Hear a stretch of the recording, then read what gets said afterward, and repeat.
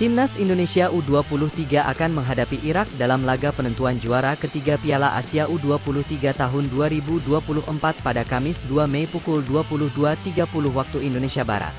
Setelah mengalami kekalahan yang penuh dengan kontroversi menghadapi Uzbekistan, kini Timnas Indonesia U23 masih bisa meraih tiket Olimpiade 2024 lewat perebutan juara ketiga Piala Asia U23 tahun 2024. Ada dua pilihan yang bisa diambil oleh Timnas Indonesia U23. Yang pertama, Timnas Indonesia U23 asuhan Shin Tae-yong harus bisa mengalahkan Irak dan lolos sebagai juara ketiga untuk bisa mendapat tiket Olimpiade. Yang kedua, jika kalah maka Timnas Indonesia masih bisa mendapat tiket Olimpiade dengan syarat harus menang lawan Guinea. Sebagai satu-satunya negara Asia Tenggara yang punya peluang untuk menjadi juara ketiga sekaligus main di Olimpiade 2024, Timnas Indonesia U23 mendapat sorotan dari media asing. Tak terkecuali media asal Vietnam, Soha, yang menyorot nasib Timnas Indonesia U23 usai menghadapi Irak Kamis nanti. Media Vietnam secara terang-terangan merasa ngeri melihat nasib Timnas Indonesia U23 jika menang lawan Irak. Ada apakah gerangan? Jika menang atas Irak U23 pada perebutan tempat ketiga turnamen Asia, Indonesia U23 resmi berhak mengikuti Olimpiade sebagai tim peringkat 3 Asia, tulis media Vietnam Soha.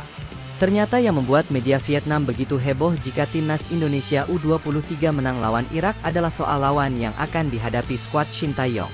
Timnas Indonesia akan ditempatkan di grup B sepak bola putra Olimpiade untuk menghadapi 3 tim yang sangat kuat, tulis media Vietnam Soha.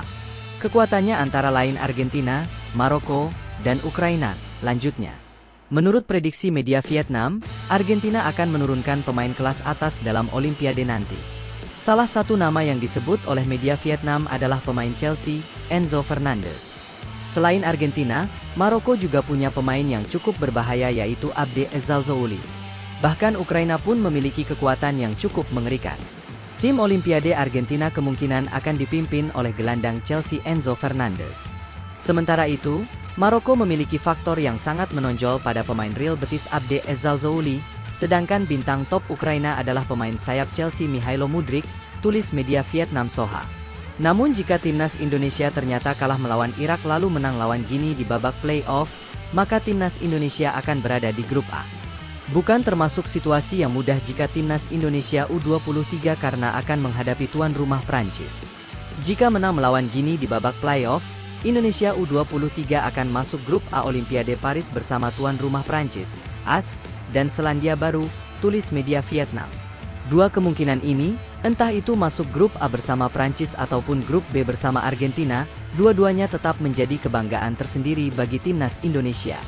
Media Vietnam memuji habis-habisan Timnas Indonesia karena jika berhasil menang lawan Irak ataupun Guinea, maka Timnas Indonesia menjadi satu-satunya wakil dari Asia Tenggara. Bahkan Timnas Indonesia menjadi tim pertama dari Asia Tenggara yang ikut serta di Olimpiade setelah lebih dari setengah abad lamanya.